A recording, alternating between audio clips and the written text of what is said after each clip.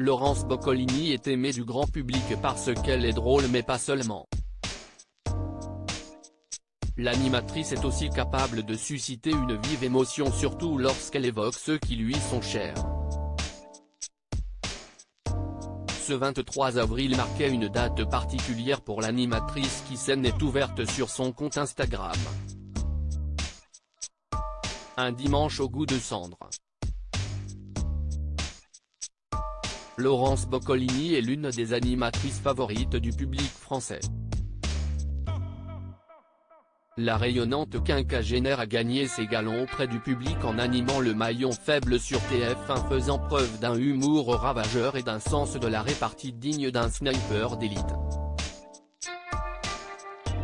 Après avoir renforcé sa popularité avec Money Drop, elle s'installe aux commandes sur France 2, de Tout le monde veut prendre sa place, l'émission créée et longtemps animée par Nagui. Elle s'y épanouit désormais et est parvenue à faire oublier aux fidèles de l'émission la présence de son charismatique créateur, en y imposant sa patte. Mais ses talents d'animatrice et son franc-parler ne sont pas les seules raisons qui font d'elle une personnalité appréciée du public. Sa sincérité et la tendresse dont elle fait preuve lorsqu'elle dévoile un pan de son histoire familiale font toujours mouche auprès de ses fans qui se régalent de ses improbables anecdotes. En 2020 elle avait ainsi raconté l'expérience américaine de ses arrière-grands-parents et de son grand-père. Souvenir un American Dream qui avait viré au cauchemar pour son aïeul italien dont les moustaches gelaient sous l'effet des températures peu clémentes du Minnesota au point qu'il avait décidé d'y mettre un terme et de rentrer en Europe. Je suis passé à ça de vivre à Walnut Grove et de tomber en courant dans les champs de marguerite, avait-elle expliqué avec drôlerie. Il y a peu l'animatrice a également évoqué Vittoria, sa grand-mère adorée, arrachée à son affection alors qu'elle n'était qu'une petite fille. À l'occasion de la fête des grands-mères, elle avait dévoilé le portrait de celle qu'elle n'avait jamais oubliée et dont la mort continuait de la faire souffrir.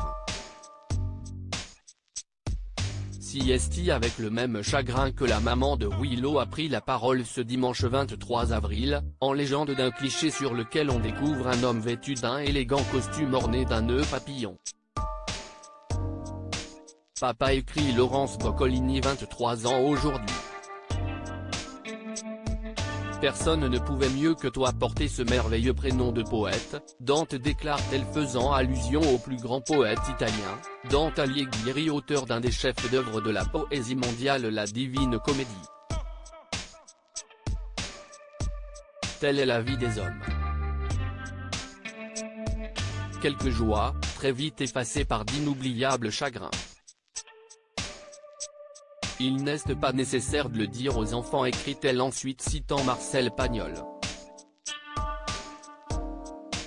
Des mots de douleur immédiatement saisis par sa communauté, le temps ne fait rien à l'affaire, de ce chagrin-là on ne revient jamais tout à fait.